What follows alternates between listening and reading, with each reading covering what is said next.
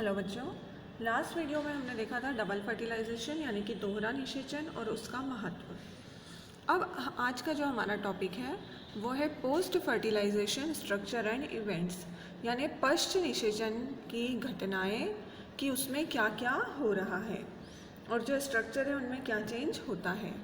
तो जैसे कि हमने पहले ही देखा था कि 3 इवेंट्स होते हैं रिप्रोडक्शन में, प्री फर्टिलाइजेशन, फर्टिलाइजेशन और पोस्ट फर्टिलाइजेशन। तो प्री फर्टिलाइजेशन में हम देख चुके हैं गैमेटोजेनेसिस और ट्रांसफ़र ऑफ गैमेट। फिर हमने देखा था फर्टिलाइजेशन प्लांट्स में जो कि होता है डबल फर्टिलाइजेशन, ट्रिपल फ्यूज़न। और अब हम देखेंगे पोस्ट फर्टिलाइजेशन यानी कि पश्च निषेचन घटनाएं। तो देखिए यहाँ पर मेनली क्या हो रहा है, सबसे पहले जो क्या बनता है, प्राइमरी एंडोस्पर्म जो न्यूक्लियस है, ये देखिए ये प्राइमरी एंडोस्पर्म न्यूक्लियस, PEN का मतलब है प्राइमरी एंडोस्पर्म न्यूक्लियस, जो कि ट्रिपल फ्यूज़न से बना था। तो वो डिवाइड होगा और क्या बनाएगा, एंडोस्पर्म। ठीक है, और इसका काम क्या है, न्यूट्रिशन प्रोवाइड करना डेवलपिंग एम्ब्रियो को। जो एम्ब्रियो बन रहा है, भ्रूण जो बन रहा है, उसको ये नरिशमेंट यानी कि पोषण देने का काम करता है। तो जब हमने फर्टिलाइजेशन देखा था तो हमने क्या देखा था कि एक जो मेल गैमेट है वो सेकेंडरी पोलर न्यूक्लियाई से कंबाइन हुआ था और इसने क्या बनाया था, प्राइमरी एंडोस्पर्म न्यूक्लियस जो कि था 3N। तो ये जो प्राइमरी एंडोस्पर्म न्यूक्लियस है ये कन्वर्ट होगा एंडोस्पर्म में, और ये क्या काम है इसका, to provide nutrition to developing embryo. फिर उसके बाद जो दूसरी चीज़ थी वो क्या था, जो एग सेल थी। तो एग सेल से एक मेल गैमेट कंबाइन हुआ था और उससे बना था जाइगोट जो कि था डिप्लॉइड 2N। तो ये जाइगोट जो है वो डेवलप होके क्या बनाएगा, एम्ब्रियो बनाएगा, और इस एम्ब्रियो में होते हैं प्लूम्यूल, रेडिकल और कोटिलेडन्स। ठीक है, फिर जो ओव्यूल वाला पार्ट है, ओव्यूल वाला जो पार्ट है, तो ओव्यूल वाले पार्ट से क्या बनेगा, फर्टिलाइजेशन के बाद सीड बनेगा। ओव्यूल वाले पार्ट से बनेगा सीड, और जो ओवरी वाला पार्ट है, फर्टिलाइजेशन के बाद ओवरी जो है वो कन्वर्ट हो जाती है फ्रूट में, और ओवरी की जो दीवारें हैं वो बनाएंगी फ्रूट्स की दीवारें। ठीक है, तो ये इवेंट्स जो हैं फर्टिलाइजेशन के बाद हमको प्लांट्स में देखने को मिलते हैं। देखिए अब इसमें सबसे पहले हम देखेंगे एंडोस्पर्म का डेवलपमेंट। ठीक है, भ्रूणपोष का डेवलपमेंट जो है वो कैसे हो रहा है। तो एंडोस्पर्म जो है वो एक ट्रिप्लॉइड स्ट्रक्चर है यानी कि 3N स्ट्रक्चर है, और ये ट्रिपल फ्यूज़न से बनता है। और आपको बताइए कैसे बनता है कि जब एंडोस्पर्म बना था तो कैसे बना था, जो मेल गैमेट था, सेकेंड मेल गैमेट, वो सेकेंडरी न्यूक्लियस के साथ फ्यूज़ हुआ था और उसने ट्रिप्लॉइड स्ट्रक्चर बनाया था। तो ये एक न्यूट्रिटिव स्ट्रक्चर रहता है जो कि एम्ब्रियो को नरिशमेंट देगा। ठीक, अब ये जो है बहुत तेज़ी से डिवाइड होता है और बहुत सारे न्यूक्लियस इसमें बनते जाते हैं, माइन्यूट न्यूक्लियाई इसमें बनेंगे। बहुत तेज़ी से ये डिवाइड होगा और इसमें क्या बनेंगे, बहुत सारे माइन्यूट न्यूक्लियाई। फिर धीरे धीरे हर न्यूक्लियस जो है वो साइटोप्लाज्म से घिर जाता है और फाइनली डेवलप हो जाता है एक डिस्टिंक्टिव सेल में, और सेल वॉल भी वहाँ पर आ जाएगी। मतलब देखिए जो ये एंडोस्पर्म है वो कैसा स्ट्रक्चर था, ट्रिप्लॉइड, है ना। तो अब यहाँ पर सपोज करिए एक था न्यूक्लियस, तो ऐसे बहुत सारे न्यूक्लियस यहाँ पर बन जाते हैं। हर एक न्यूक्लियस के आसपास अपना खुद का साइटोप्लाज्म आ जाएगा, सेल वॉल आ जाएगी, तो हर एक जो न्यूक्लियस है वो एक डिस्टिंक्टिव सेल में कन्वर्ट हो जाता है। फिर मेन फंक्शन क्या है इस टिश्यू का, तो ये पूरा एक टिश्यू में कन्वर्ट हो जाएगा, और इसका जो मेन फंक्शन है वो क्या है, फूड स्टोरेज। और अब हम इसको क्या बोलते हैं, एंडोस्पर्म, यानी जो प्राइमरी एंडोस्पर्म न्यूक्लियस था वो कन्वर्ट हो गया है एंडोस्पर्म में। फिर बाद में क्या होगा, अब देखिए कुछ केसेस में क्या होता है, कि कभी कभी there is no endosperm, endosperm नहीं होता है। तो जब सीड मैच्योर होता है तो फिर वहाँ पर क्या होगा, जब सीड मैच्योर होगा तो पूरा जो फूड स्टोर्ड है एंडोस्पर्म में वो उसको पूरा एग्जॉस्ट कर लेगा, इसलिए वहाँ पर एंडोस्पर्म हमको दिखाई नहीं देता। तो ऐसे सीड्स जो बिना एंडोस्पर्म के होते हैं उन्हें कहा जाता है नॉन एंडोस्पर्मिक सीड्स, ठीक है, या एक्स एल्ब्यूमिनस सीड्स। और दूसरे केसेस जहाँ पर एंडोस्पर्म जो है वो बहुत ज़्यादा ग्रो करता है और सीड जो है या एम्ब्रियो जो है उसको पूरी तरीके से एग्जॉस्ट नहीं कर पाता, यानी एंडोस्पर्म का कुछ पार्ट सीड में रह जाता है, तो ऐसे जो सीड्स हैं वो कहलाते हैं एंडोस्पर्मिक सीड या एल्ब्यूमिनस सीड। ठीक है, समझ में आ रहा है आपको? देखिए एंडोस्पर्म का फंक्शन क्या है, सीड एम्ब्रियो को न्यूट्रिशन देना। तो जब कोई एम्ब्रियो पूरा का पूरा फूड मटेरियल एंडोस्पर्म से ले लेगा तो वहाँ पर एंडोस्पर्म नहीं बचेगा, तो वो जो सीड बनेंगे वो नॉन एंडोस्पर्मिक सीड बनेंगे। और जब कोई एम्ब्रियो पूरा न्यूट्रिशन, पूरा जो फूड है वो एंडोस्पर्म से नहीं ले पाएगा तो एंडोस्पर्म का कुछ भाग सीड के साथ रहता है, तो वो कहलाता है एंडोस्पर्मिक सीड। अब देखिए टाइप्स ऑफ एंडोस्पर्म। तो जो एंडोस्पर्म है ये देखिए प्राइमरी एंडोस्पर्म न्यूक्लियस। अब यहाँ पर क्या हो रहा है, फ्री न्यूक्लियर डिवीज़न हो रहा है, उसके बाद इसमें सेल वॉल का फॉर्मेशन होता है और फिर ये सेल्यूलर एंडोस्पर्म जो है वो बनता है। तो देखिए अब इसके बेसिस पे यहाँ जो एंडोस्पर्म है ना वो अलग अलग टाइप्स के होते हैं। पहला होता है फ्री न्यूक्लियर एंडोस्पर्म। तो यहाँ पर ये जो एंडोस्पर्म है ना ये बहुत ही कॉमन टाइप का है। इसमें क्या होगा कि जो ट्रिप्लॉइड न्यूक्लियस है प्राइमरी एंडोस्पर्म न्यूक्लियस का, उसमें फ्री न्यूक्लियर डिवीज़न होता है विदाउट वॉल फॉर्मेशन, मतलब यहाँ पर दीवार नहीं बनेगी, पर बाद में बन जाती है और वो बनती है सेंट्रीपिटली, ठीक है, बीच बीच में। तो सारे जो न्यूक्लियाई है यहाँ पर remain in the peripheral layer and a large vacuole appear in the embryo sac, यानी जो सारे न्यूक्लियाई हैं वो कॉर्नर पे चले जाएंगे और बीच में एक बहुत बड़ा क्या दिखाई देता है हमको, वैक्यूल। तो ये जो है ऐसे फ्री न्यूक्लियर एंडोस्पर्म जो है वो हमको दिखाई देती है किसमें, मेंबर्स ऑफ कोएसी और एस्टरेसी में, ठीक है। तो यहाँ पर देखिए जो कोकोनट वाटर होता है, नारियल पानी, वो फ्री न्यूक्लियर एंडोस्पर्म का एग्जाम्पल है, ठीक है ना। देखिए क्या हो रहा है, ये देखिए ये प्राइमरी एंडोस्पर्म न्यूक्लियस बीच में, अब यहाँ पर हो रहा है डिवीज़न, तो ऐसे बहुत सारे न्यूक्लियस बन जाएंगे, फ्री न्यूक्लियर डिवीज़न हो रहा है। फिर उसके बाद ये जो सारे न्यूक्लियस है ये कहाँ अरेंज हो जाएंगे, ऐसे कॉर्नर्स पे, और बीच में ये बहुत बड़ा क्या है, वैक्यूल दिख रहा है, और यहीं पर कहीं डेवलपिंग एम्ब्रियो भी रहेगा। तो ये जो है ये कौन सा होगा, फ्री न्यूक्लियर एंडोस्पर्म। फिर दूसरा जो है वो होता है सेल्यूलर एंडोस्पर्म। जब सेल वॉल का फॉर्मेशन हो जाएगा तो वो क्या कहलाएगा, सेल्यूलर एंडोस्पर्म। तो प्राइमरी एंडोस्पर्म न्यूक्लियस जो है उसमें माइटोटिक डिवीज़न होगा और वॉल फॉर्मेशन भी होता जाएगा। तो ये जो होता है वो किस में होगा, धतूरा में, पिटूनिया में, एडोक्सा, इनमें कौन सा मिलता है हमको, सेल्यूलर एंडोस्पर्म जो है वो मिलता है। ये देखिए यहाँ पर ये एक, फिर यदि 1 से 2 या 4 बन रहे हैं तो बीच बीच में ऐसी वॉल्स जो है वो बनती जाएगी, तो ये कहलाता है सेल्यूलर एंडोस्पर्म, ठीक है, क्लियर है। फिर एक इंटरमीडिएट एंडोस्पर्म भी बनता है हैलोबियल टाइप का। इसमें क्या होता है कि पहले डिवीज़न के बाद जो ऊपर वाली बड़ी सेल डेवलप होती है और नीचे जो है स्मॉल सेल डेवलप्स होती हैं, तो इसमें क्या होगा कि दोनों टाइप का है, इंटरमीडिएट टाइप का एंडोस्पर्म इसे कहते हैं हैलोबियल, इंटरमीडिएट या हैलोबियल एंडोस्पर्म, और ये होता है वेलिस्नेरिया में और एरीम्यूरस में, ठीक है। अब उसके बाद ये एंडोस्पर्म का डेवलपमेंट हमने देखा कैसे बनती है और उसका फंक्शन क्या है, न्यूट्रिशन देना। अब नेक्स्ट जो है वो है एम्ब्रियो का डेवलपमेंट। तो एम्ब्रियो डेवलपमेंट जो है वो एक बहुत ही कॉमन घटना है, कॉमन फिनोमिनॉन है एम्ब्रियोफाइट्स में यानी एंजियोस्पर्म में। तो एम्ब्रियो डेवलप किससे होता है? फर्टिलाइज्ड एग या जाइगोट से।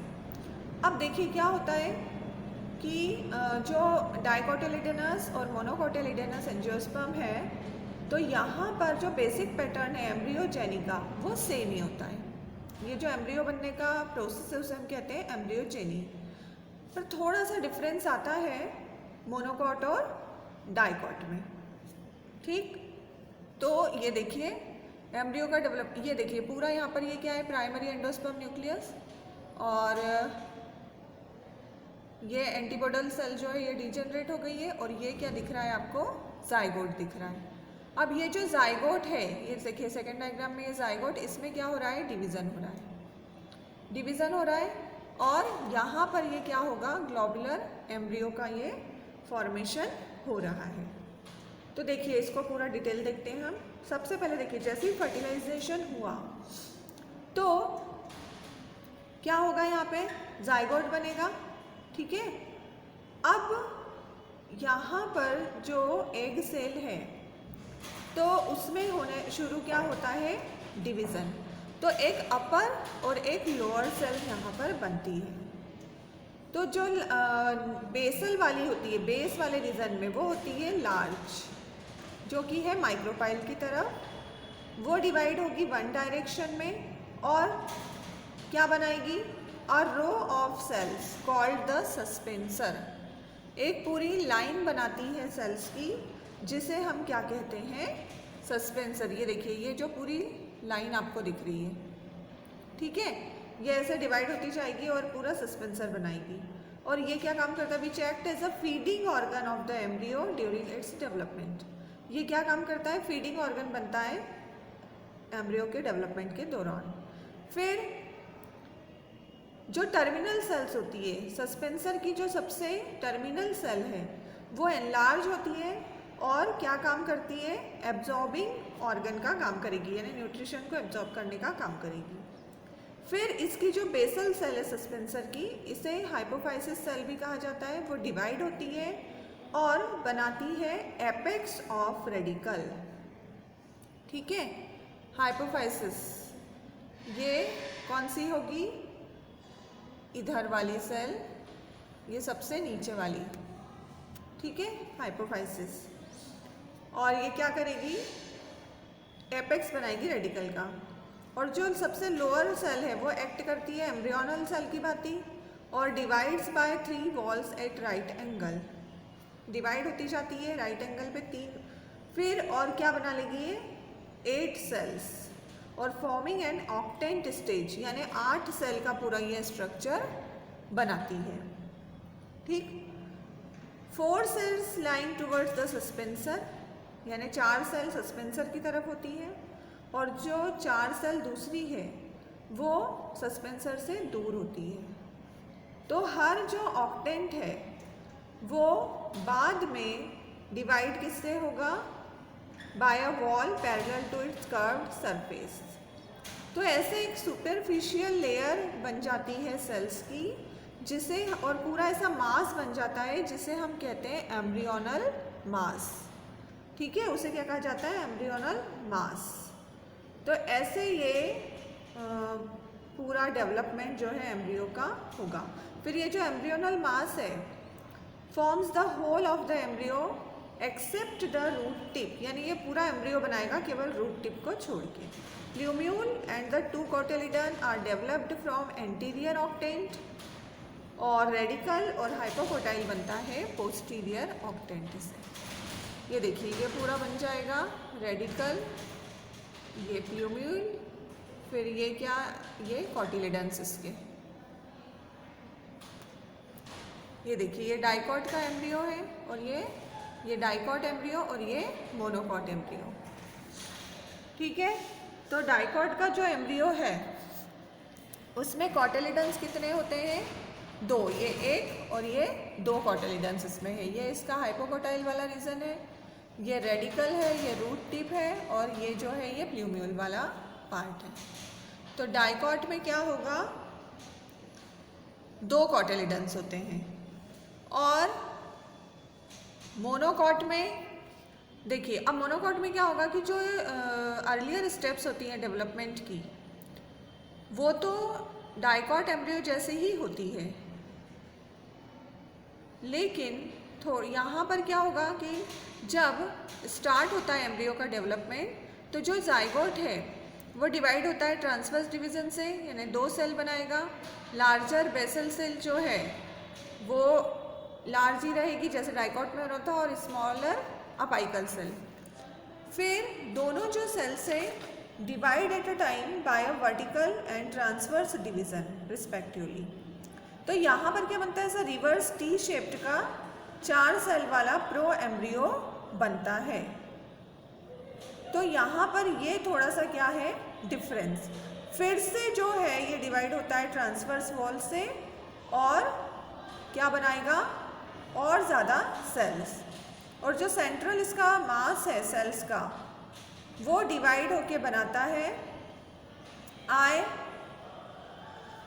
And I dash. तो आई जो है वो प्रोड्यूस कर रहा है सिंगल कॉटोलिडन, और एक कॉटोलिडन होने के कारण इसे क्या कहा जाता है, मोनोकॉट या मोनोकॉटिलिडनस एम्ब्रियो। तो यहाँ पर देखिए ये क्या दिख रहा है आपको, ये शूट एपेक्स दिख रहा है, ठीक है। फिर ये स्केट्यूलम, फिर ये देखिए नीचे की तरफ ये रेडिकल है, ये रूट कैप है, और कोलियोराइजा। तो ये जो है ये डाइकॉट एम्ब्रियो का स्ट्रक्चर है, और ये मोनोकॉट एम्ब्रियो का स्ट्रक्चर है। तो ऐसे डाइकॉट प्लांट्स में डाइकॉट एम्ब्रियो का फॉर्मेशन होगा जाइगोट से, और मोनोकॉट प्लांट्स जो है उनमें मोनोकॉट एम्ब्रियो का डेवलपमेंट होगा। अब इसके देखिए दोनों में डिफरेंस क्या है, मोनोकॉट एम्ब्रियो में इसमें यूनिसेल्युलर सस्पेंसर होता है, और डाइकॉट में मल्टी सेल्युलर सस्पेंसर होता है। फिर मोनोकॉट एम्ब्रियो में केवल एक कॉटिलिडन होता है, डाइकॉट एम्ब्रियो में 2 कॉटिलिडन्स होते हैं। फिर मोनोकॉट में position of plumule is lateral, और डाइकॉट में plumule is found between 2 cotyledons.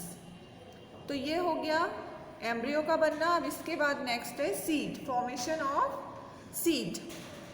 तो सीड को आप क्या बोल सकते हो सिंपल लैंग्वेज में, फर्टिलाइज्ड ओव्यूल, क्योंकि ओव्यूल से ही सीड बना है।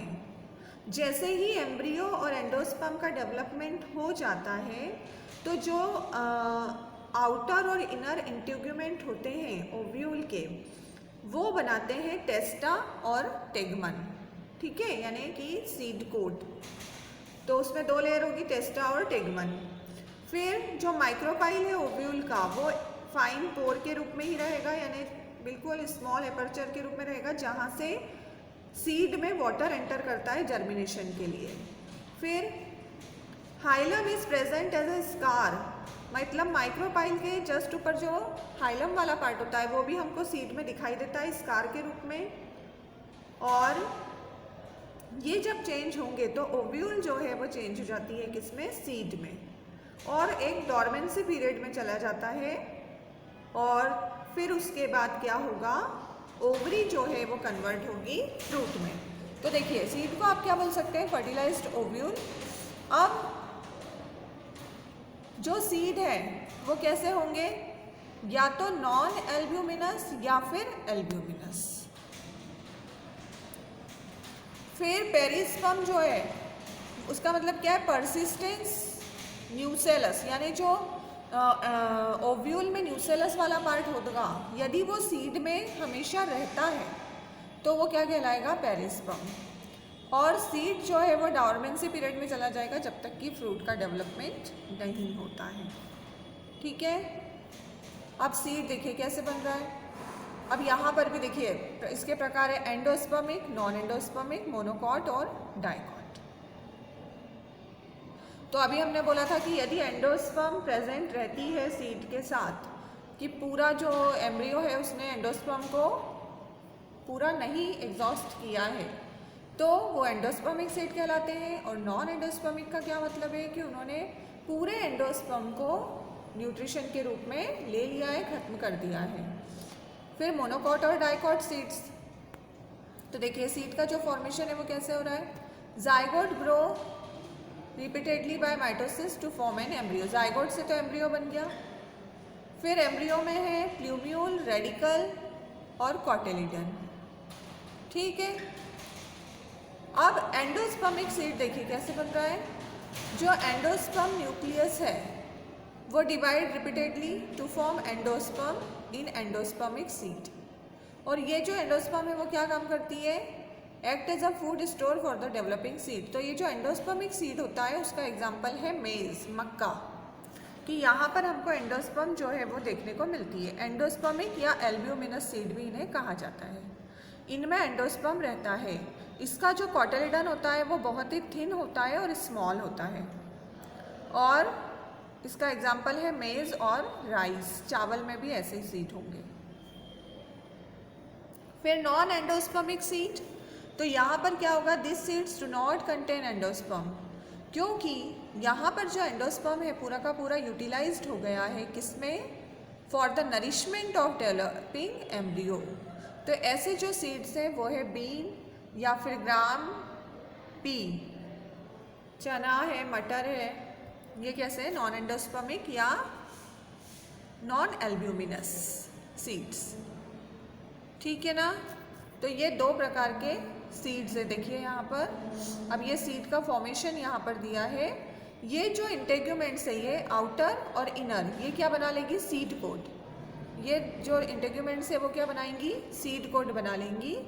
और ये है पूरा एम्ब्रियो वाला पार्ट। और ये जो है ये क्या है, endosperm food store for developing embryo. तो इनसे जो है सीड बनेगा। ये देखिए नॉन एंडोस्पर्मिक सीड फॉर्मेशन पूरा का पूरा।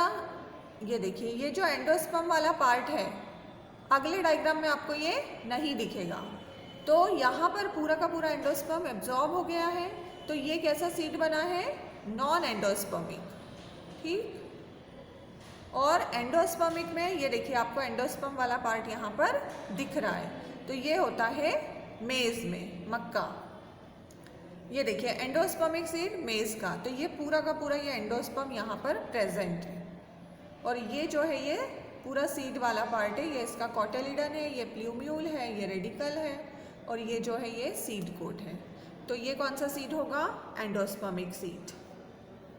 फिर उसके बाद ये नॉन एंडोस्पर्मिक सीड है, ब्रॉड बीन में दिख रहा है आपको। यहाँ पर एंडोस्पर्म का कोई भी पार्ट प्रेजेंट नहीं है, केवल सीड कोट है, कॉटिलिडन है, प्लूम्यूल है और रेडिकल है। तो ऐसे ये सीड्स जो हैं यहाँ पर बनते हैं। ये देखिए दोनों का कंपैरिजन यहाँ पर दिया हुआ है कि यहाँ पर आपको क्या दिख रहा है, एंडोस्पर्म दिख रहा है और इसमें बाकी चीज़ें सेम है, लेकिन एंडोस्पर्मिक सीड में आपको एंडोस्पर्म वाला पार्ट जो है वो दिख रहा है। तो क्लियर है ये आपको। अब इसके बाद जो एक और प्रकार है सीड का, मोनोकॉट सीड और डाइकॉट सीड। तो देखिए जो डाइकॉट एम्ब्रियो है वो क्या बनाएगा, दो कॉटिलिडन बनाता है, और जो मोनोकॉट एम्ब्रियो है वो एक सिंगल कॉटिलिडन बनाएगा।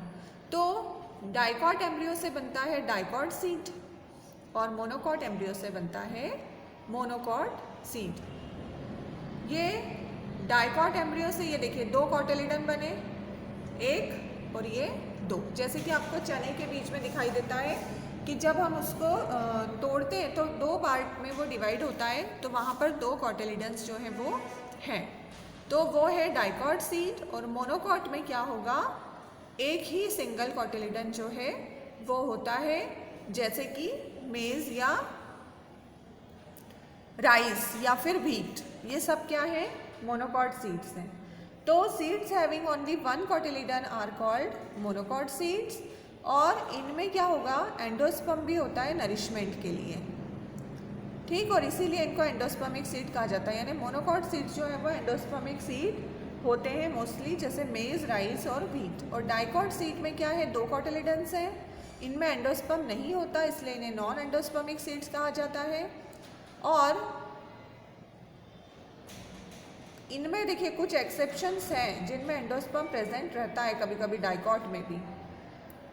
ठीक है, जैसे कि कैस्टर, तो उसमें एंडोस्पर्म होता है डाइकॉट होने के बावजूद। तो एक्सेप्शन तो हर जगह होते हैं, तो सीड में भी एक्सेप्शन है। तो ये क्लियर है आपको सारा कि पोस्ट फर्टिलाइजेशन में क्या क्या हो रहा है, एंडोस्पर्म बन रहा है, एम्ब्रियो बन रहा है और सीड का फॉर्मेशन हो रहा है। अब देखिए functions of the parts of the seed. तो एम्ब्रियो का क्या फंक्शन है?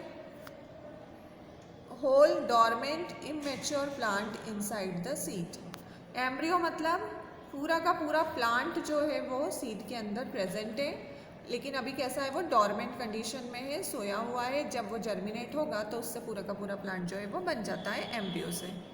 फिर रेडिकल का क्या फंक्शन है? Parts of embryo which will become the roots of plant. जब जर्मिनेशन होता है तो एम्ब्रियो से तो पूरा नया प्लांट बनेगा, लेकिन उसकी रूट कौन से पार्ट से बनती है? रेडिकल वाले पार्ट से। फिर plumule, parts of the embryo which will become the shoot, यानी स्टेम, लीव्स, ये सारी चीज़ें बनती हैं किससे? प्लूम्यूल वाले पार्ट से आफ्टर जर्मिनेशन। अंकुरण के बाद रेडिकल बनाएगा रूट, प्लूम्यूल बनाएगा शूट। फिर कॉटिलिडन क्या है? This is a leaf of the embryo which can be a food reserve. Non endospermic seeds में ये क्या करती हैं? फूड को रिजर्व करके रखती हैं और न्यूट्रिएंट को एब्जॉर्ब करती हैं for the growth during germination endospermic seeds में। तो ये कॉटिलिडन का फंक्शन हो जाएगा। और testa, protecting coating of the seed formed from integument of the ovule. ये टेस्टा जो है वो ओव्यूल के इंटेग्यूमेंट वाले पार्ट से बनता है और सीड को क्या करेगा? प्रोटेक्ट करने का काम करता है ये। तो ये इसके सारे क्या हो जाएंगे? फंक्शंस। अब सीड के देखिए एडवांटेजेस क्या क्या है।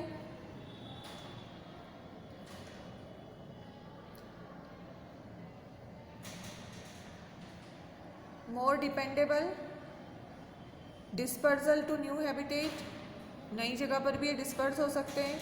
सफिशिएंट फूड रिजर्व इनमें रहता है। और हार्ड जो सीड कोट है वो उसको प्रोटेक्ट करता है। और वेरिएशंस आते हैं इनके कारण। तो ये जो है आज का टॉपिक हम यहीं ख़त्म कर रहे हैं सीड पे। अब नेक्स्ट में हम देखेंगे पूरा जो है फ्रूट का स्ट्रक्चर। ठीक है, तो ये पोस्ट फर्टिलाइजेशन चेंजेस में हमने आज एंडोस्पर्म देखा, फिर उसके बाद एम्ब्रियो और सीड। क्लियर है? Thank you.